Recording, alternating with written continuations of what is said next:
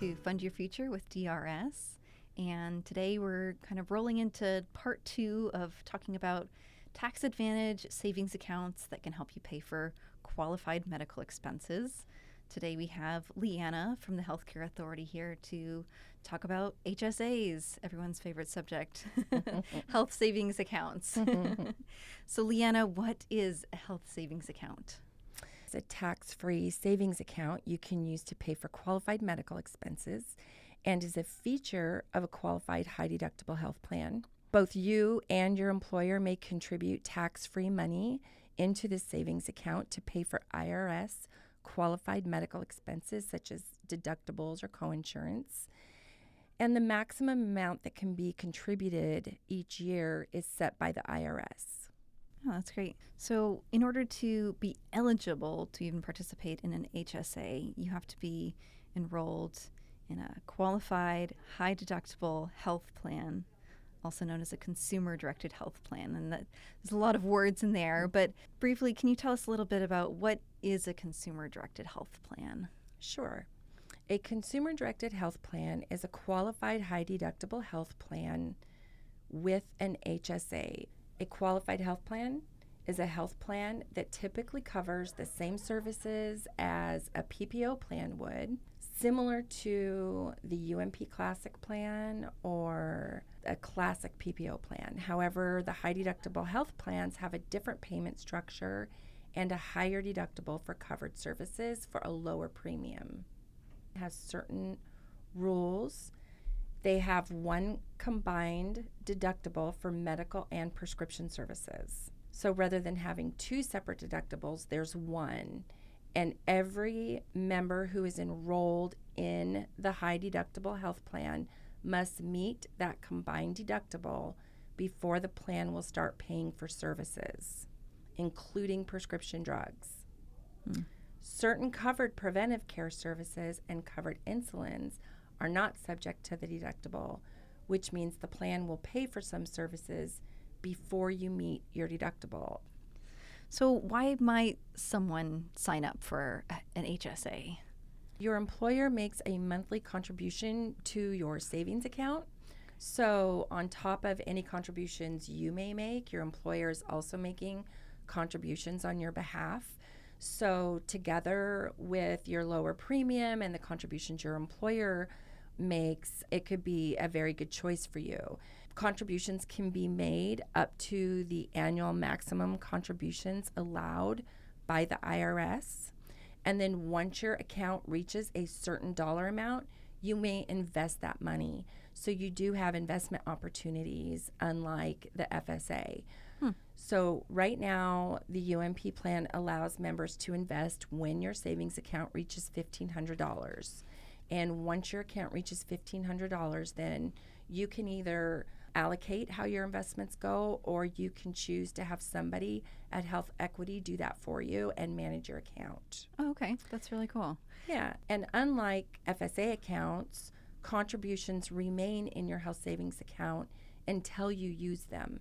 The entire balance rolls over from year to year, and members can take that account all the way into retirement. You don't have to spend it down. It can just continue to build. Oh, that's awesome. Yeah, I think that's, like you said, kind of the main takeaway of why someone would maybe pick a health savings account is that they can roll over that balance. That's really great, even when you're planning for medical expenses in retirement. Yes, and you cannot enroll in both an HSA and an FSA at the same time. It's either one or the other. And so if you enroll in a high deductible health plan with an HSA, whether you're through PEB on the consumer driven health plan or SEB on the high deductible plan, if you choose to enroll in those plans, you cannot enroll into a medical FSA. You can enroll in a limited FSA, which we also have available through the Healthcare Authority, and that will be used for your vision and dental qualified expenses only. Yeah, but I think this is definitely a really great option for folks to be able to pay for those medical expenses, to roll that over. And like you said, maybe if you're getting closer to retirement and you're a couple years out and you want to start putting money away into a specific, again, tax-free account for your medical expenses in retirement, this is a great way that you can do that. Yes.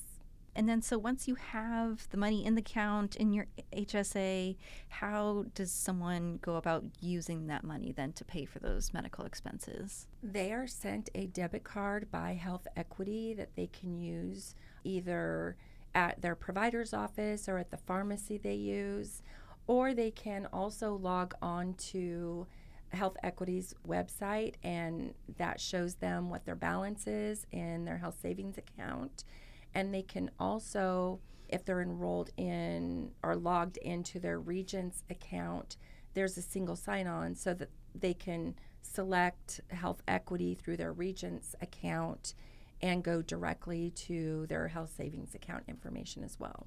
And by accessing their health savings account, they can pay any outstanding claims from the website. So they can access their money through their debit card or by going online and sending a request for Health Equity to send the payment to whichever provider has an outstanding claim. Gotcha. So, like we said, very similar to FSA. You can either get a debit card or you can file a claim. Yes. And you can go on through your account. Yes. I think, again, kind of the main difference to also is the vendor. For the health savings account, it's Health Equity, and for FSA, it's Navia Benefit Solutions. Perfect. Mm-hmm. So HSA sounds like a really great program. You can roll over your money. You can just keep rolling that over every year and then continue to use it in retirement. It's almost like a little retirement fund for your health care. Yes, you can use it for that. Absolutely. Yeah. So are there any downsides to participating in an HSA? Well, I think some things to consider is that these accounts are not funded up front like an FSA is. That means that you must have the funds in your savings account to use that money. So even if you've elected to contribute $2,000 to your health savings account, but you only have $1,000 in there in January, you can only use that $1,000 in January. It's not front loaded like the FSA is. And also, one thing to keep in mind is before you enroll in a high deductible health plan with an HSA, you really want to evaluate what your healthcare expenses are. And if you spend more annually than you're going to receive in contributions or more than your annual deductible or coinsurance and copayments, this may not be a good plan for you since you have to pay the entire combined deductible before the plan starts to pay. You'll be paying your savings account down every year in that scenario. And so I think a wise decision would be to calculate how much you spend annually in your medical expenses on average. If you are very healthy and you're not concerned with spending a lot of money, this could be a good option for you because it will allow you to build your savings account since you don't have a lot of money going out in expenses.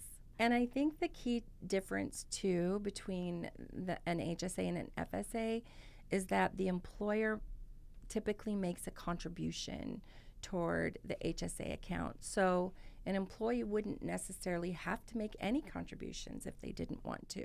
Oh, wow. Because That's great. if you are a state employee, the contribution amount varies from year to year, and that is set and in the open enrollment materials. And the employer contribution varies depending on if you are a single person enrolling in an HSA or a family enrolling. And so your employer will contribute a certain dollar amount each year into your health savings account. So you can just plan on that if you want to and not have to make additional contributions. Yeah, well, I really love this idea of being able to roll over the funds. I have to say that personally, it's something that I never really considered too much before of having a health savings account. I consider myself a pretty healthy person. I only go into the doctor maybe once or twice a year for a checkup.